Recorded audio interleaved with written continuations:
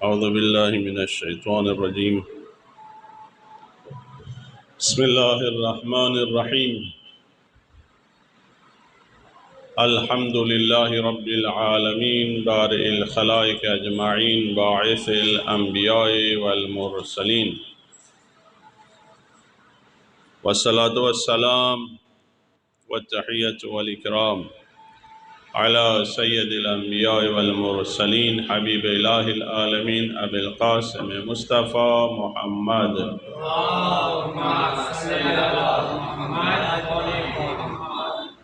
وأهل بيته الطيبين الطاهرين المعصومين ولعنة الله على أعدائهم أجمعين رب اشرح لي صدري ويسر لي أمري واحلل عقدة من لساني يفقهوا قولي رب ادخلني مدخل صدق واخرجني مخرج صدق واجعل لي من لدنك سلطانا نصيرا اوصيكم عباد الله ونفسي بالاعتصام بالتقوى فإنه حبل الله المتين وعروته الوثقى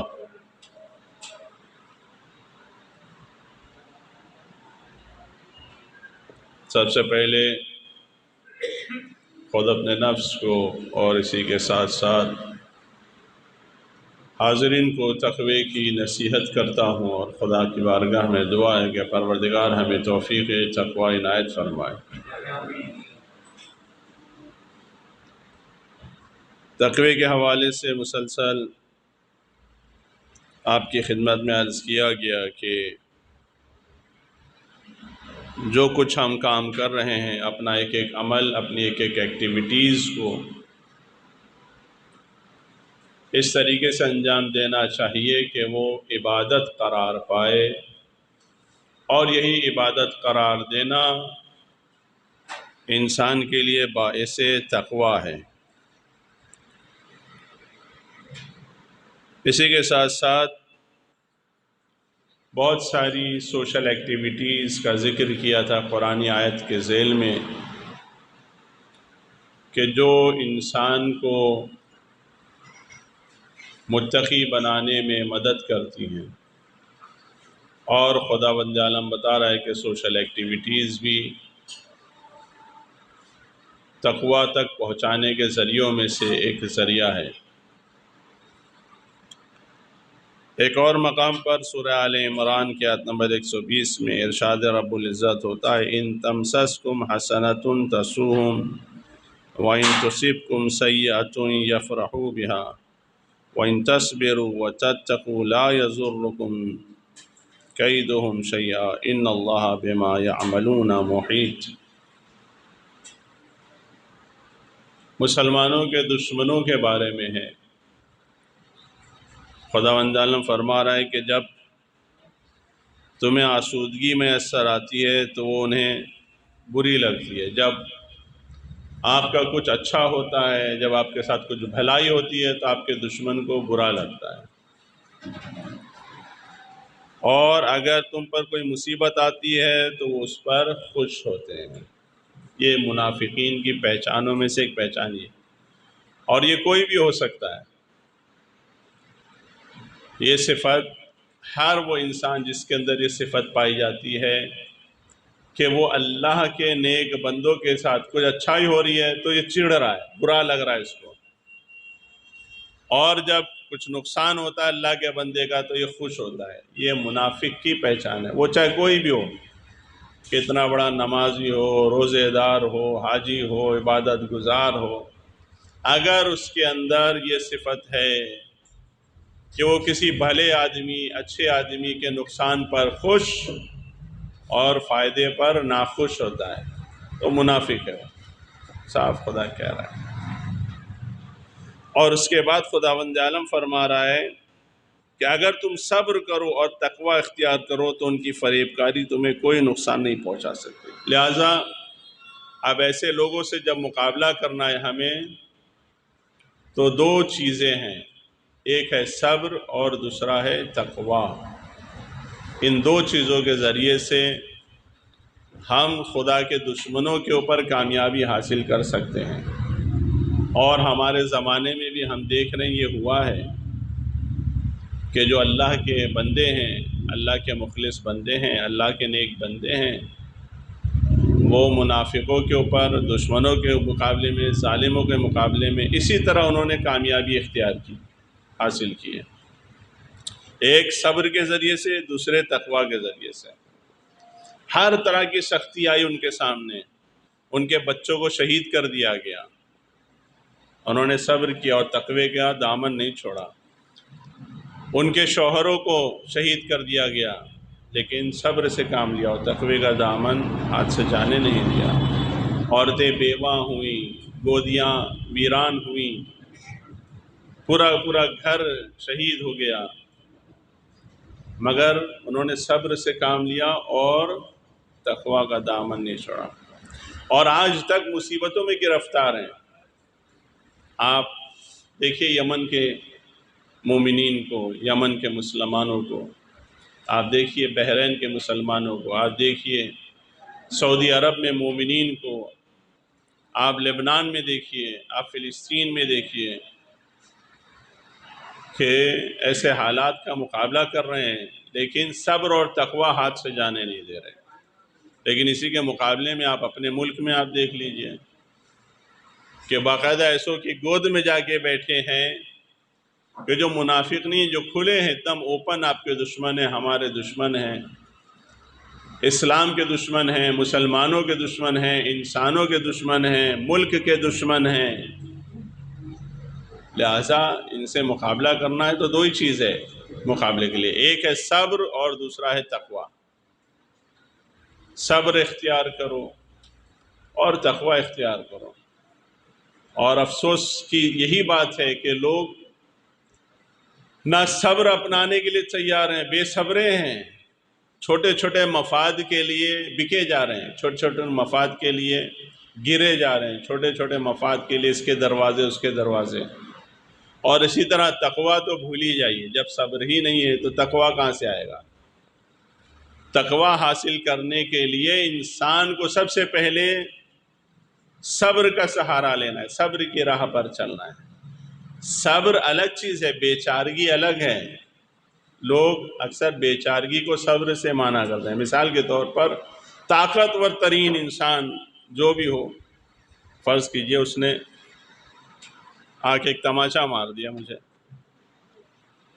باڈی بلڈر اچھا خاصا ہیوی ہٹا کھٹا، سمجھے آپ، اس کو ایک یا 100 تماچے بھی اگر مار دوں گا میں تو کچھ بھی اثر نہیں ہوگا،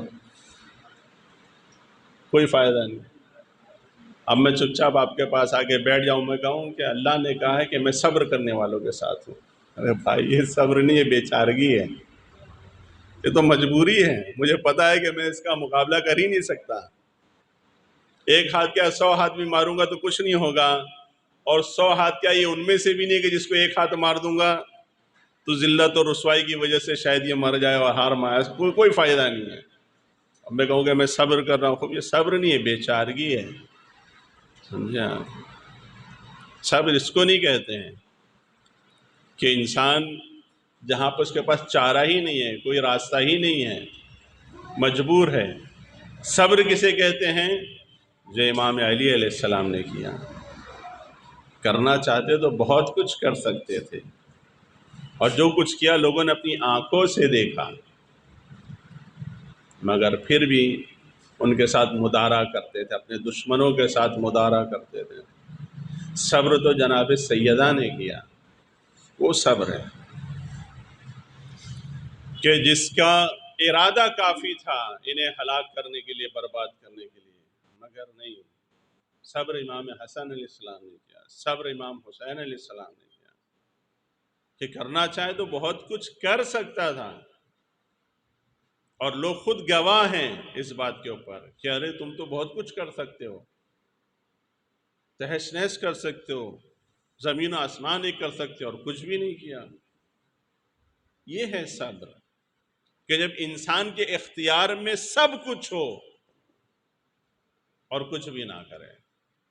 انسان کے اختیار میں ہے بدلہ لینا، مگر بدلہ نہ لے۔ امام علیہ السلام سینے پہ سوار ہیں، تھوک دیا سامنے سے، کیا امام علی گردن نہیں کاٹ سکتے تھے اس کی؟ کاٹ سکتے تھے گردن، مگر نہیں کاٹے، اڑ گئے، کھڑے ہو گئے وہاں سے۔ کیوں؟ کیونکہ یہاں تقاضا یہ ہے کہ مجھے نفس کے اوپر کنٹرول کرنا ہے اپنے۔ ایک ایک عمل رضا الہی کے لیے ہے۔ کل دیکھنے والا یہ نہ کہے کہ علی نے خدا کی راہ میں تھوڑی گردن کاٹا ہے، چونکہ اس نے تھوک دیا تھا، علی کو غصہ آ گیا تھا، علی نے گردن کاٹ دیا۔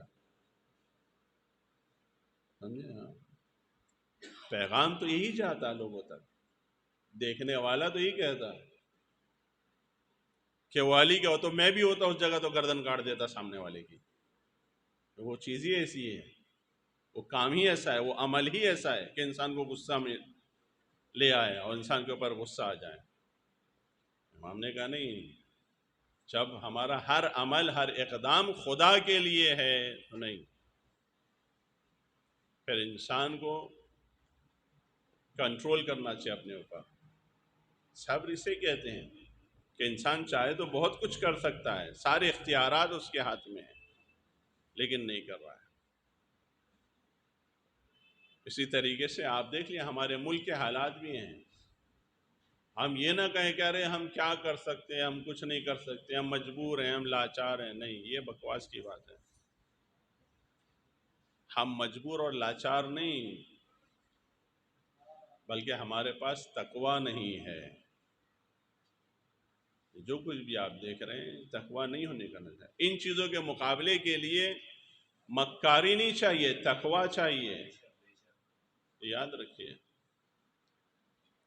امام علی علیہ السلام نے جب صفین میں آئے، دشمن کے مقابلے میں ہیں، امام علی کیا کہہ رہے ہیں کہ وہ باطل پر ہونے کے بعد بھی تم دیکھو وہ لوگ ایک ہیں اور اپنے لیڈر کو فالو کر رہے ہیں، باطل پر ہے سب کچھ، اور لیکن تم ہو کہ حق پر ہونے کے بعد، حق اپنی آنکھوں سے دیکھنے کے بعد اپنے لیڈر کو فالو نہیں کر رہے ہو۔ خوب یہ کیا چیز تھی؟ تقویٰ نہیں تھا تمہارے پاس، تقویٰ نہیں ہے انسان کے پاس۔ ورنہ امام علی نے خود کہا کہ جو کچھ جو کر رہا ہے یہ عقل مندی نہیں ہے، یہ ہوشیاری نہیں ہے، یہ سمجھداری نہیں ہے، یہ مکر اور فریب ہے۔ اور تم مکر و فریب کا کیوں شکار ہو رہے ہو؟ کیونکہ تقویٰ نہیں ہے۔ اور اگر مکاری اور فریبی یہ اسلام میں جائز ہوتی تو پھر اس میں بھی علی سے بہتر کوئی نہیں ہوتا۔ ہر کام میں اہل بیت آگے ہیں، لیکن برائی سوچتے بھی نہیں ہے، وہ کرنا تو بہت دور کی بات ہے۔ لہٰذا انہوں نے ہمیشہ یہ کہا ہے کہ اپنے تقوی کو اسٹرانگ کرو۔ اگر تمہیں باطل کا مقابلہ کرنا ہے تو مکاریوں کو اسٹرانگ مت کرو، عیاریوں کو اسٹرانگ مت کرو، فریبکاریوں کو اسٹرانگ مت کرو، تقوی کو اسٹرانگ کرو، صبر کو اسٹرانگ کرو۔ اور اس کے ساتھ ساتھ کیا ہے؟ تعلیم میں، ہنر میں آگے بڑھو۔ اپنے دشمن کو دیکھو کہ دشمن تمہارا کس لیول پر ہے ٹیکنالوجی میں، ایجوکیشن میں، بلکہ ایجوکیشن نہیں، تعلیم نہیں، انفارمیشن کا ہی ہے۔ تعلیم، یہ تعلیم نہیں ہے، یہ علم نہیں ہے، یہ انفارمیشن ہے جو دشمن کے پاس ہے۔ تو تم دشمن کو دیکھو کہ وہ ٹیکنالوجی میں، انفارمیشن میں کتنا آگے، اس سے کئی گنا آگے بڑھو، لیکن تقوی کے ساتھ۔ اور یہ تقوی کا ہی نتیجہ ہے کہ دشمن کے پاس ایٹم بم، میزائل، ڈرون، جو کچھ بھی ہے یہ بے گناہوں کے اوپر گراتا ہے، مگر جس کے پاس تقوی ہوتا ہے وہ صرف مقابلے میں آنے والے کو مارتا ہے۔ یہ ہے تقوی۔ ائمہ کی زندگی میں بھی ہمیں یہی ملا۔ ائمہ کے گھروں کو ویران کیا گیا، لیکن ائمہ نے دشمنوں کے گھروں کو ویران نہیں کیا۔ اہل بیت کے لاشوں کو پامال کیا گیا، لیکن اہل بیت اطہار نے اپنے دشمنوں کو لاش کو پامال نہیں کیا۔ اہل بیت کی عصمت و مقدرات کو بے ردا بازاروں میں پھرایا گیا، لیکن اہل بیت کا یہ عالم ہے کہ پیغمبر حکم دیتے ہیں اپنے اصحاب کو کہ خبردار اسے اس کے بھائی کے لاش کے سامنے سے نہ لے جانا، اسے تکلیف ہوگی، دل دکھے گا اس کا۔ یہ کب آتا ہے انسان کے پاس؟ جب تقوی ہے، پاور بھی ہے اور تقوی بھی ہے۔ آپ دیکھ لیں، اقتدار بھی ہے اور تقوی بھی ہے۔ جب اقتدار اور تقوی دونوں چیز انسان کے پاس جمع ہو جائے تو اس سے انسانیت کا اظہار ہوتا ہے. انسانیت اس وقت نہیں آئے گی. آج دیکھ لیجیے جو انسانیت کا مظاہرہ نہیں کر رہے، کیوں؟ پاور ہے، تقوی نہیں ہے. تقوی ہی نہیں. لہٰذا عزیزان گرامی، جس فیلڈ میں رہیں ہم، حتیٰ کہ ایک مسجد کے ٹرسٹی کیوں نہ بن جائیں، ایک انجمن کے ٹرسٹی کیوں نہ بن جائیں، یہ بھی اپنی جگہ ایک پاور ہے. اس پاور کو بیلنس رکھنے کے لیے جس چیز کی ضرورت ہے وہ ہے تقوی. آج یہی تقوی نہیں ہونے کی وجہ سے آپ دیکھیں انجمنیں اتنی ہیں مگر ترقی کتنی ہے، امام باڑے اتنے ہیں مگر تقوی اور ترقی کتنی ہے قوم میں، مسجدیں کتنی ہیں مگر تقوی اور ترقی کتنی ہے. کیونکہ ان مسجدوں سے، ان امام بارگاہوں سے وہ کام ہو ہی نہیں رہے ہیں کہ جس کا ہر میدان میں اہل بیت اطہار نے مطالبہ کیا ہے.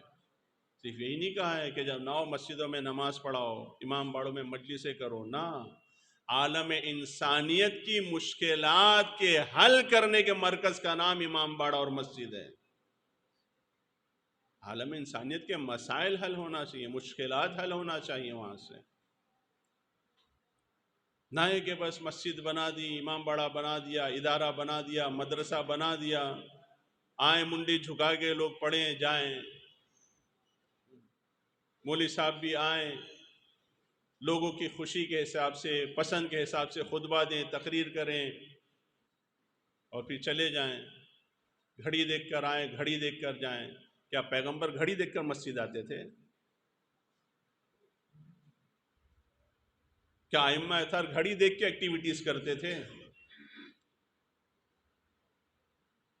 ہاں، ایک عالم دین کی ڈیوٹی کوئی پولیس والے کی طرح نہیں ہے، انسپیکٹر کی طرح نہیں ہے کہ یہ میرا چھیتر نہیں ہے، میری ڈیوٹی ختم ہو گئی.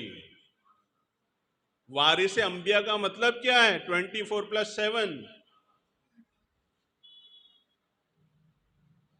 ارے ہمیں بھی ایک دن چھٹی ملنا چاہیے. امام زمانہ کس دن چھٹی لیتے ہیں مجھے بتاؤ نا. کس دن ہوتی ہے امام زمانے کی چھٹی؟ آپ بتائیے ان کے ٹائم ٹیبل میں، ساری حدیثیں سب کچھ موجود ہے. کہیں بتائیے امام زمانہ نے کہا ہو کہ فلاں دن ہماری چھٹی رہتی ہے. تو اگر وہ چھٹی کر دیں نا ایک سیکنڈ کے لیے بھی تو ہم سب کی چھٹی ہو جائے گی. سمجھے؟ پیغمبر کی زندگی میں آپ بتا دیجئے، الٹا فرائیڈے جو لوگوں کی کاروبار کی چھٹی کا دن ہوتا تھا کام اور بڑھ جاتا تھا. دکانیں بند کرنے کا مطلب نہیں ہے کہ اب ایکٹیویٹیز بند، کام بند، کچھ نہیں ہوگا. نہ، دکان بند ہے تو دوسرا کام شروع ہے. سنڈے چھٹی کا ہے بھائی، آرام کرنا ہے، مجھے سونا ہے. ائمہ کی زندگی میں، امام زمانے کی زندگی میں بتا دیں کون سا دن ایسا آتا ہے کہ جس دن وہ زیادہ سوتے ہوں کہ آج بھائی زیادہ سونا ہے، مجھے آج چھٹی ہے. آپ بتا دیں نا. لوگوں کو سوچنا چاہیے. آگا فرائیڈے اگر ہالیڈے تو دنیا بھر کی ایکٹیویٹیز فرائیڈے کے لیے رکھا ہے. دکانیں بند کرنے کے لیے کیوں کہا ہے؟ تاکہ کم سے کم ہفتے میں ایک دن تم پورے وجود کے ساتھ اپنے روح کو ٹائم دو، اپنے نفس کو ٹائم دو. اس دن بھی چھٹی نہیں ہے. یہ عمل، وہ عمل، صلہ رحم، رشتہ داروں سے ملنا، ان سے ملنا، ان سے ملنا، مسجدوں کی صاف صفائی، امام باڑوں کی صاف صفائی، غریبوں کے لیے امداد کے لیے پہنچنا، اس دن بھی یہ ہے. لیکن لوگ نہیں سمجھتے ہیں. چھٹی چاہیے ان کو. بچوں کو اسکول میں چھٹی چاہیے، ٹیچرز کو اسکول میں چھٹی چاہیے، مولوی کو مسجد میں چھٹی چاہیے. کیا کرو گے چھٹی لے کے بھائی؟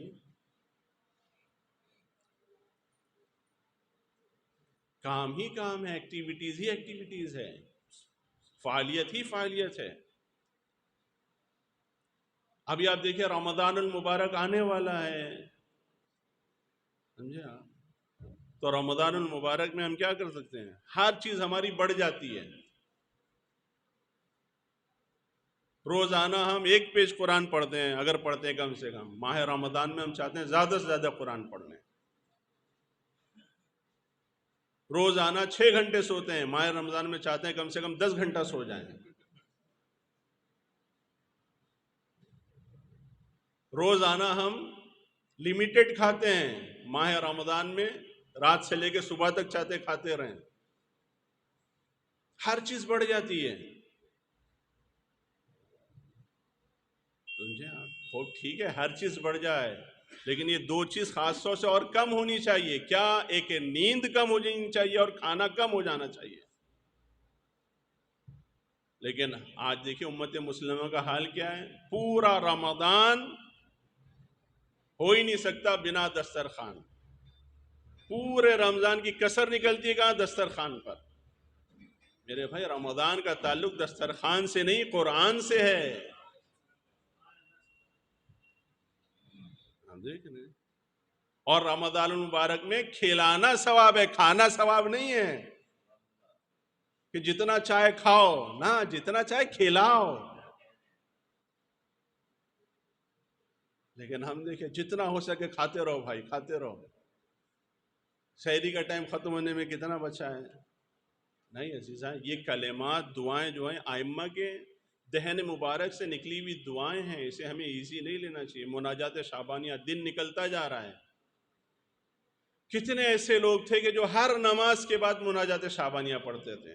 ہم کچھ نہ صحیح کم سے کم ایک بار تو پڑھیں اس مناجات شعبانیہ کو، دیکھیں کہ امام باوجود اس کے کہ پاک و پاکیزہ تھے خدا سے کیسے راز و نیاز کرتے ہیں، اور ہم پورا وجود گناہوں میں بھرا ہوا ہے، پھر بھی ہم تیار نہیں ایسے کلمات کو اپنی زبان پہ جاری کریں۔ کتنے حیرانی کی بات ہے عزیزان گرامی۔ خدا کے واسطے ہم روح کی طرف پلٹیں، روح کے لیے کچھ کریں، نفس کو کنٹرول میں رکھنے کے لیے ایکٹیویٹیز کریں، نہ کہ پورا زور جو ہے وہ جسم کے اوپر لگا رہے ہیں، ہم مٹیریل کے اوپر لگا رہے ہیں، عمارت کے اوپر لگا رہے ہیں، بدن کے اوپر لگا رہے ہیں، مسجد کا بدن، امام باڑے کا بدن، اسکول کا بدن، گھر کا بدن، خود اپنا بدن، بدن کے لیے ہر چیز ہم بہتر فراہم کرنے کے لیے تیار ہیں، روح کے لیے نہیں۔ کوشش ہمیں ہی کرنا چاہیے کہ روح کے اوپر زیادہ توجہ دیں، نفس کے اوپر زیادہ توجہ دیں، نسل کے اوپر زیادہ توجہ دیں۔ زمانہ بد سے بدتر ہوتا جا رہا ہے، ایسا نہیں کہ اور ہو ابھی شروع ہوگا برو، نہ بد سے بدتر ہوتا جا رہا ہے۔ ہلکی ذرا سی بھی غفلت نسلوں کو برباد کر رہی ہے آقا، ذرا سی بھی غفلت، اور پیرنٹس سمجھ نہیں رہے، والدین سمجھ نہیں رہے، سیریس نہیں ہیں۔ لہٰذا عزیزان گرامی خدا کے واسطے سوچیں اور سمجھیں، غور کریں، فکر کریں کہ تقویٰ ہے کیا چیز، اور اسے حاصل کرنے کی اور اس راہ پر چلنے کی کوشش کریں۔ پروردگار ہمیں توفیق تقویٰ عنایت فرما۔ بسم اللہ الرحمن الرحیم، انا اعطیناک الکوثر فصل لربک وانحر ان شانئک هو الابتر۔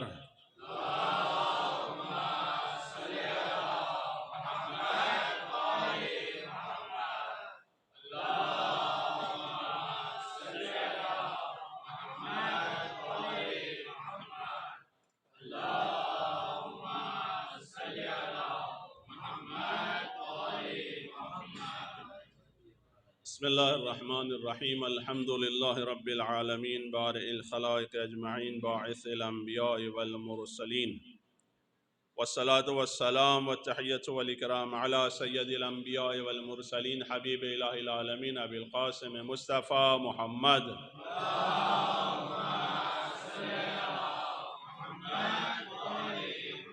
وعلی قائد الغر المحجلین امیر المؤمنین علی ابن ابی طالب،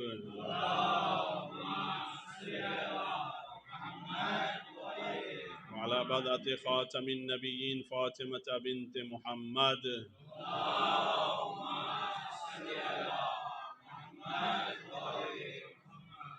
والحسن بن علي المجتبى،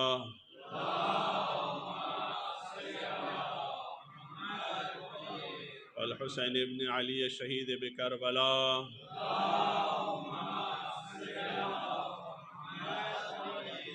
وعلي بن الحسين زين العابدين،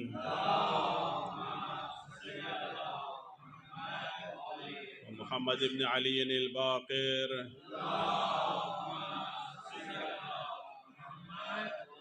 وجعفر ابن محمد الصادق وموسى ابن جعفر الكاظم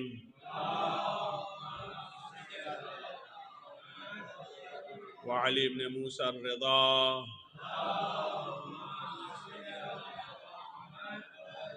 ومحمد ابن علي التقي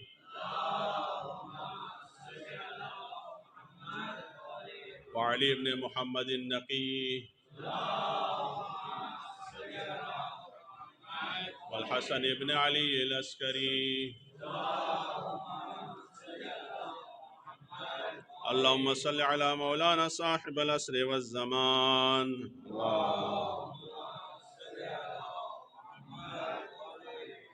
اللهم عجل فرجه وسهل مخرجه واللعنة الدائمة على أعدائهم أجمعين أوصيكم عباد الله ونفسي بالاعتصام بالتقوى فإنه حبل الله المتين وعروة وثقى۔ دوبارہ سب سے پہلے خود اپنے آپ کو تقوی کی وصیت کرتا ہوں اور اسی کے ساتھ ساتھ آپ تمام حاضرین کو بھی تقوی کی نصیحت کرتا ہوں۔ پروردگار ہم سب کو توفیق تقوی عنایت فرمائے۔ دوسرے خطبے کے حوالے سے سب سے پہلے جو ہمارے سامنے مناسبت ہے وہ ولادت باسعادت حضرت قاسم علیہ السلام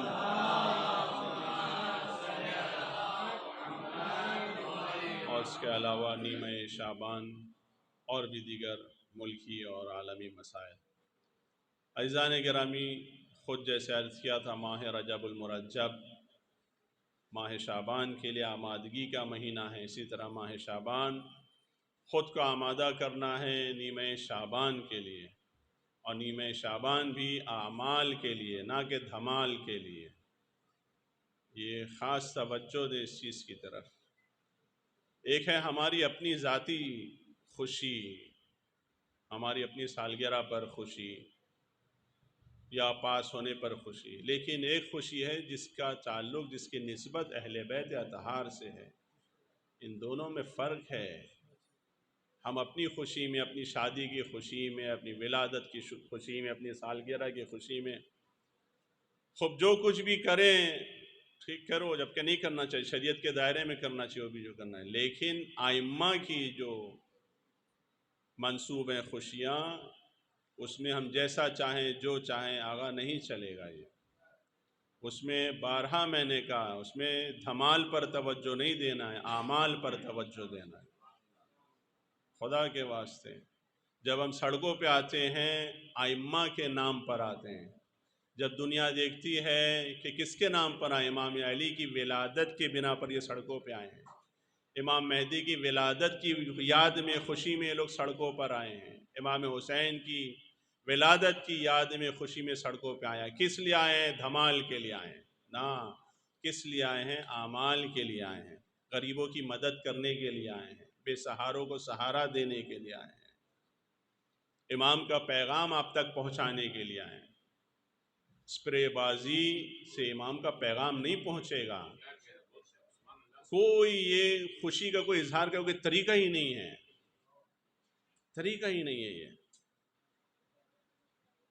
چمکیاں ایک دوسرے کے اوپر ڈالنا، خوبصورت حسین ترین چہرہ بھیانک ہو جائے، اگر ہولی بھی سیم دن پڑ جائے تو فرق ہی نہ پتہ چلے کہ اس میں رام والا کون ہے، رحیم والا کون ہے۔ ہاں، یہ کون سا طریقہ ہے؟ آگا خوشی منانے کے لیے منع نہیں کیا جا رہا ہے، دھمال کرنے کے لیے منع نہیں کیا جا رہا ہے۔ کون سا دھمال کرنا ہے آپ کو؟ یہ سب ایسے دھمال ہیں کہ جس کے اندر کوئی اجر ثواب کچھ بھی نہیں ہے، سمجھے آپ؟ اہل بیت اطہار کی زندگی میں ہم دیکھیں، علماء کی زندگی میں دیکھیں، مراجع کی زندگی میں دیکھیں، علماء کی فقہاء کی، کہ کیسے کرتے ہیں آخر؟ کیوں ہم غیروں کے طریقوں کو اپنا رہے ہیں ان ساری چیزوں میں؟ کیا ہے آخر؟ اب مثال کے طور پہ کیک کاٹنا بھی خوب یورپین کلچر، غیر مذہبی اسلامی کلچر تھا، لیکن اب ایک عام ہو گیا، خوب ٹھیک ہے، چلو اس میں بھی چونکہ کھلانے کا ایک موجود ہے کہ ہاں انسان کاٹ رہا ہے، کھلا رہا ہے کہ لوگوں کے کھلانے میں کام آ رہی ہے چیز. اب اسپرے کس کام کی چیز ہے؟ چمکیاں اڑانا کس کے کھلانے کام آ رہی؟ کیا ہے آخر؟ سجاوٹ کیجئے، کس نے منع کیا سجاوٹ کرنے؟ پھلواری کیجئے، کس نے منع کیا ہے؟ خوشبودار کیجئے، علاقے کو معطر کیجئے، صاف ترین علاقہ کر دیجئے. آج بی ایم سی والے تم صاف صفائی نہیں کرو گے، ہم صفائی کریں گے. کس نے منع کیا ہے؟ ایسی صفائی کریں گے کہ پورے سال گندا کرنے کی کسی کی خواہش ہی نہیں ہوگی. کس نے منع کیا؟ معطر کر دیجئے علاقے کو، خوشبودار کر دیجئے علاقے کو، خوبصورت بنا دیجئے علاقے کو. امام علی کی ولادت کی خوشی میں اپنے اپنے علاقے کو، ایریے کو گود لے لیجئے کہ اگلے سال ولادت تک اس پورے ایریے کو ہم خوبصورت ترین بنائیں گے، صاف ترین بنائیں گے. ہماری سوسائٹی میں، علاقے میں کسی کو بھی ایجوکیشن کی پرابلم نہیں آنے دیں گے، عبادت کی مشکل نہیں آنے دیں گے، میڈیکل کی مشکل نہیں آنے دیں گے، فاسق اور فاجر کو اقتدار پہ آنے نہیں دیں گے، نشہ عام ہونے نہیں دیں گے. دھمال مچائیے آپ نشہ پھیلانے والوں کے خلاف. عہد کیجئے کہ آج ولادت امام علی کے موقع پہ، ولادت امام زمانہ کے موقع پہ ہم یہ عہد کرتے ہیں کہ اس پورے سال ہم نشہ کرنے والوں کے خلاف دھمال مچائیں گے. یہ دھمال اچھا بھی لگے گا، وہ نہیں کرے گا کوئی. کیوں؟ کون دشمنی لے بھائی؟ ائمہ کی زندگی میں فاسقوں، فاجروں، ظالموں کے خلاف دشمنی لینے کے علاوہ کچھ ملتا ہی نہیں ہے. سب سے بڑا کام یہی ہے. اور ہم دنیا میں آئے ہی اسی لیے. دعائے جناب زہرا جو کہا جاتا ہے کہ ہم دعائے زہرا ہیں. دعائے زہرا کس لیے ہیں؟ ظالموں کے خلاف دھمال مچانے کے لیے، نہ کہ اپنوں کے خلاف دھمال مچانے کے لیے. رشتہ داروں کے خلاف دھمال مچانے، عزیزوں کے خلاف دھمال مچانے، علماء کے خلاف دھمال مچانے، جو ہمارے دوست ہیں، قوم کے لیے کچھ کرنا چاہتے ہیں، ان کے خلاف دھمال مچانے کے لیے. نہ، دعائے زہرا اس لیے نہیں ہے بھائی. ہم دعائے زہرا ہیں بالکل. دعائے زہرا کس لیے ہے؟ کہ ہمارے زمانے میں ظالم، فاسق، فاجر جرات ہی نہ کریں. جائے کہ ہمارے پڑوس میں ہمارا اپنا دوست نشے میں مبتلا ہوتا جا رہا ہے، ہماری صحت پہ اثر ہی نہیں ہوتا ہے، کچھ بھی ہم نہیں کرتے. حیرانی کی بات ہے، افسوس ہوتا ہے. اور بعض مومنین کو برا لگتا ہے نشے کے خلاف باتیں کی جاتی ہیں تو ارے کیسا مومن ہے، کیسا عزادار ہے، تو یہ تو خوش ہونا چاہیے، ساتھ دینا چاہیے، موومنٹ چلانا چاہیے، تحریک چلانا چاہیے. لیکن لوگ نہیں سمجھ رہے ہیں. ارے کون یہ سب بوال ہیں بھائی؟ اللہ اللہ کرو، پڑھائی لکھائی کرو، بزنس کرو، صدقہ دو، خیرات دو. سمجھے؟ خوب یہ تو سبھی کرتے تھے، دشمنان اہل بیت بھی کرتے تھے اور آج بھی کرتے ہیں. لیکن اہل بیت اطہار کی دوستوں کی تاریخ میں، اصحاب کی تاریخ میں، انصار کی تاریخ میں آپ کو نماز، روزہ، ان ساری چیزوں کے ساتھ دشمنوں سے مقابلہ بھی ملے گا، ظالموں سے مقابلہ بھی ملے گا، نشہ پھیلانے والوں سے مقابلہ بھی ملے گا. اکیلے جناب ابوذر پورے شام کو ہلا دیتے تھے جا کے. ہم اپنی مسجدوں کو بھی نہیں ہلا رہے، ہم اپنی انجمن کو بھی ہلا نہیں رہے ہیں. وہ ظالم کو ہلا دیتے تھے، ہم مومن کو ہلانے نہیں تیار ہیں. بھائی مسلمان ہیں، مومن ہیں، غلط راستے پہ چلا گیا، انسان ہے. خوب انسان ہونے کی یہ تو سب سے بڑی دلیل ہے کہ بیچارہ بہک گیا. سمجھاؤ، سنبھالو اس کو، نہ کہ اور اس کو خاموش رہ کے مدد کرو گمراہ ہونے میں، ظلم کرنے میں، فاسق ہونے میں، فاجر ہونے میں. 13 سال کے جناب قاسم اپنی جان کیوں قربان کی انہوں نے؟ 6 سال کی یا 4 سال کی جناب سکینہ اپنی جان کیوں قربان کی؟ صرف اس لیے تاکہ ان کے نام پہ ہمیں کچھ کھانے مل جائے، ثواب مل جائے، جنت مل جائے؟ نہ، تاکہ ہمیں جرأت ملے ظالموں کا مقابلہ کرنے کے لیے. تاکہ ہمیں ہمت ملے، حوصلہ ملے. سمجھے آپ؟ اتنا پیسہ خرچ کر رہے ہیں کھانے کھلانے کے اوپر اور ہمت ہی نہیں آ رہی ہے، حوصلہ ہی نہیں آ رہا ہے، طاقت ہی نہیں ہو رہا ہے. وہ کھانا اثر ہی نہیں دکھا، نہ وہ پیسہ اثر دکھا رہا ہے نہ وہ کھانا اثر دکھا رہا ہے. کہاں جا رہا ہے ایسا؟ ظالم ظالم تر ہوتا جا رہا ہے. ٹرسٹیز بد سے بدتر ہوتے چلے جا رہے ہیں، ٹھیکیدار بد سے بدتر ہوتے چلے جا رہے ہیں، پیسے والے بد سے بدتر ہوتے چلے جا رہے ہیں. لیکن کوئی نہیں. بہت سے خیرین کا آج لوگ نام لیتے ہیں اور برائی سے یاد کرتے ہیں. آج تم کو ان کی برائی دکھ رہی ہے، کل کی اچھائی نہیں دکھ رہی تم کو، جب یہ اچھے تھے اور انہوں نے کام کیا اور آج بھی کام کر رہے ہیں. غلطی تمہاری ہے کہ کیوں ان کو برے ٹریک پہ جانے دیا تم نے.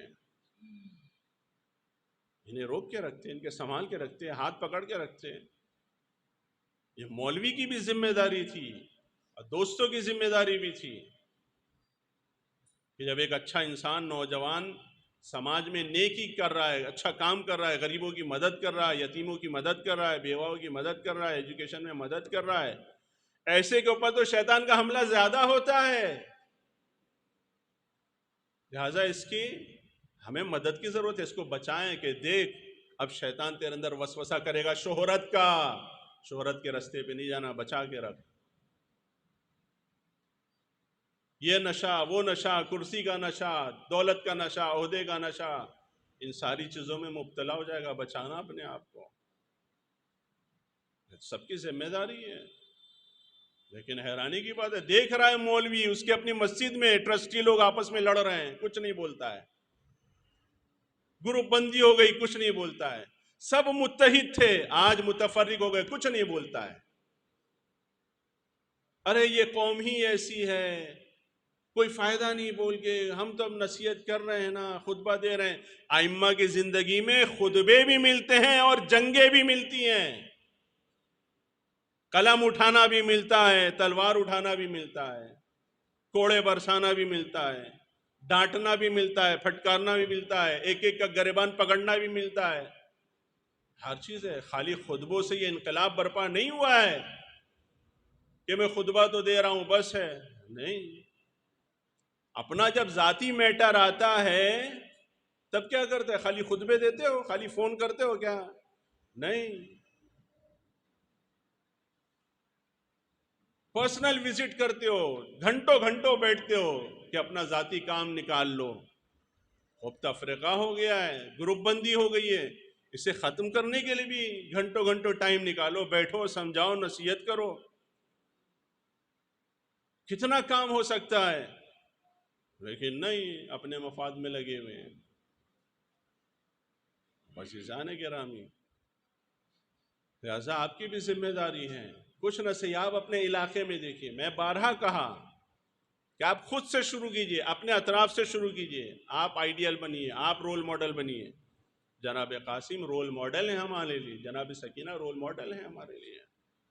انہوں نے انتظار نہیں کیا کہ جوان ہو جاؤں تب کچھ کروں گا، نہ موقع آیا کرنے کا تو کچھ نہیں کیا، بہت کچھ کر دیا، بہت کچھ کر دیا. ایسے ہی ہمیں بھی ہونا چاہیے کہ جب وقت آئے گا دیکھا جائے گا. ابھی تو بہت وقت پڑا ہے. جناب قاسم نے بتا دیا 13 سال کی عمر میں، جناب سکینہ نے بتا دیا 4 سال کی عمر میں، جناب علی اصغر نے بتا دیا جھولے میں رہتے ہوئے. وقت آتا نہیں، لایا جاتا ہے. سمجھے آپ؟ تم انتظار مت کرو، جب موقع، جہاں موقع ملے آگے بڑھو، بسم اللہ کرو. بہرحال آپ کے علاقے میں بھی آپ لوگوں کی مدد سے، تعاون سے مرکز قائم ہوا. عرض کیا آپ سے کہ حالات بد سے بدتر ہو چکے ہیں. نسل کو بچانا ہے تو ایسے مرکز کے، ایسے سسٹم کے حوالے کرے کہ جہاں بچے کو ایجوکیشن بھی ملے اور اس کی تربیت بھی ہو. ہم لوگوں کی کوشش یہی ہے کہ الحمدللہ آپ لوگوں کی مدد سے یہاں جو مدرسہ شروع ہوا، اب ٹیوشن بھی شروع کرنے جا رہے ہیں ہم. آپ دیکھ رہے ہیں جو کچھ چھوٹا موٹا ہو سکا اسپورٹس کا سامان بچوں کے لیے لایا گیا. یہی مکتب پڑھتے ہیں اور یہی کھیلتے بھی ہیں بچے بچیاں سب. الحمدللہ جیسے جیسے لوگوں کو پتہ چل رہا ہے بھیج رہے ہیں اپنے بچوں کو، اور جہاں پر بھی رہے ہم لوگوں نے یہی کیا، صرف مدرسہ نہیں چلایا، چونکہ مدرسہ اور ٹیوشن ٹکرانے لگتا ہے، ٹیوشن کی وجہ سے مدرسے کو قربان کر دیتے ہیں، تربیت کو قربان کر دیتے ہیں۔ ہم نے کہا ٹھیک ہے مدرسے میں ہی ہم ٹیوشن بھی جہاں پر بھی رہے ہم لوگوں نے یہی کیا کہ مدرسے میں ہی بہترین ٹیچروں کو کوشش کیا کہ ان کو لا کے رکھا اور وہاں کے ٹیوشن پڑھاتے ہیں۔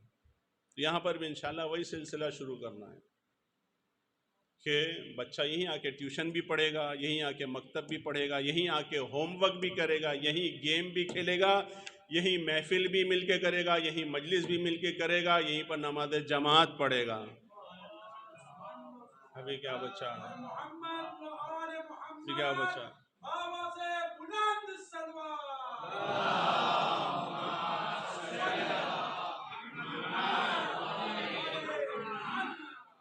جو زور دے رہے ہیں ہم لوگ کہ بڑا مرکز آپ کے پاس ہونا چاہیے، کیوں ہونا چاہیے؟ اسی لیے ہونا چاہیے تاکہ وہاں بچوں کے لیے کھیلنے کی ہر چیز فیسلٹی اویلیبل ہو، اپنے پاک اور پاکیزہ ماحول میں، ٹیبل ٹینس بھی وہاں اویلیبل ہو، فٹ بال کے لیے بھی چھوٹا موٹا گراؤنڈ ہو، ہر چیز کے ہو، باسکٹ بال کے لیے چھوٹا موٹا ہو جگہ، وہیں ہو چھوٹی موٹی جگہ، آپ کا اپنا مرکز ہونا چاہیے۔ عزیزان گرامی، آپ کو خود کھڑا ہونا ہوگا اپنے پیروں کے اوپر، کوئی آپ کے لیے کچھ نہیں کرے گا، یہ بھول جائیے، نہ کوئی سرکار اچھی ہے نہ کوئی سرکاری اچھا ہے، کوئی آپ کے حق میں اچھا نہیں ہے۔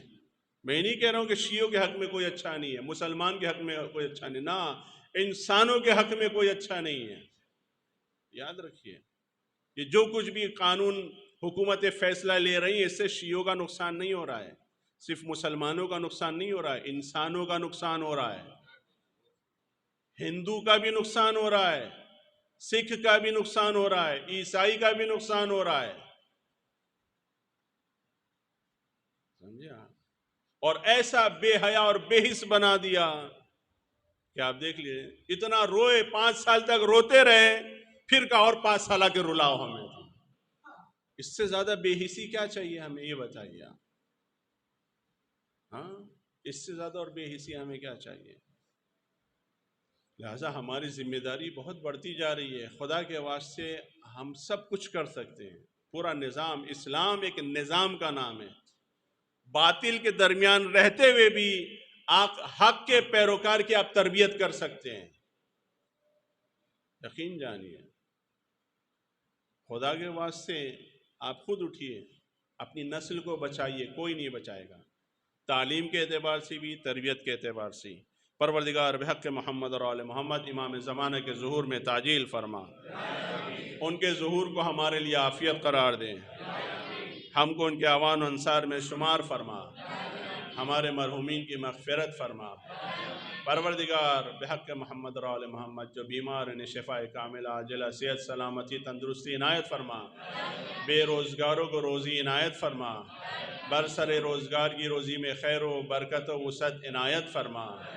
پروردگار بحق محمد و آل محمد جس طریقے سے مومنین کے تعاون سے، مدد سے، اتحاد و اتفاق سے الحمدللہ ایک سلسلہ شروع ہوا ہے، پروردگار اسی طرح سے اتحاد اور اتفاق سے آگے بڑھانے کی توفیق عنایت فرما۔ پروردگار مقامات مقدسہ کی بالخصوص کربلا کی بالخصوص اربعین میں زیارت نصیب فرما۔ پروردگار ہمارے بچوں کو دنیا اور آخرت کے ہر امتحان میں کامیابی و کامرانی عنایت فرما۔ بسم اللہ الرحمن الرحیم، والعصر ان الانسان لفی خسر الا الذین آمنوا وعملوا الصالحات وتواصوا بالحق وتواصوا بالصبر۔